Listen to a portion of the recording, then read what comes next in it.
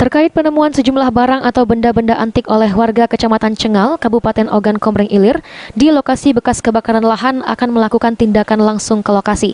Barang-barang antik itu berupa koin logam, perhiasan, dan patung-patung kecil diduga merupakan peninggalan Kerajaan Sriwijaya. Kepala Balai Arkeologi Sumsel, Budi Wiyana, mengatakan dengan ini Balai Arkeologi Sumsel membentuk tim bersama pihak kepolisian Polda Sumsel, BPJB Jambi, dan Dinas Kebudayaan dan Pariwisata Sumsel segera melakukan pengecekan dan investigasi di lapangan. Walaupun pada tahun 2015 kemarin sudah pernah dilakukan penelitian di kawasan Kecamatan Cengal, pernah juga menemukan beberapa benda sejenis. Tim akan melakukan pekerjaan di lokasi sesuai dengan porsi kerja masing-masing.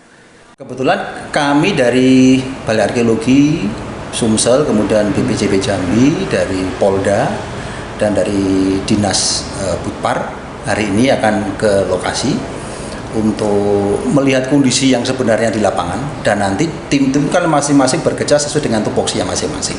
Mungkin dari BPJB terkait dengan pelestariannya, mungkin dari Polda terkait dengan pengamanan lokasi dan sebagainya. Yang jelas kita nanti akan mengkoordinasi dulu, terus kemudian tugas masing-masing di lapangan seperti apa. Ini terkait juga dengan kalau bisa mencegah maraknya pencarian itu biar tidak berlangsung terus-menerus. Balai Arkeologi Sumsel juga mengimbau kepada masyarakat yang berhasil menemukan benda apapun agar bisa melapor kepada pihak perangkat pemerintah atau langsung ke Balai Arkeologi.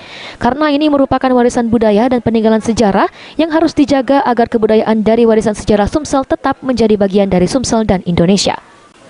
Mardiansyah, PAL TV.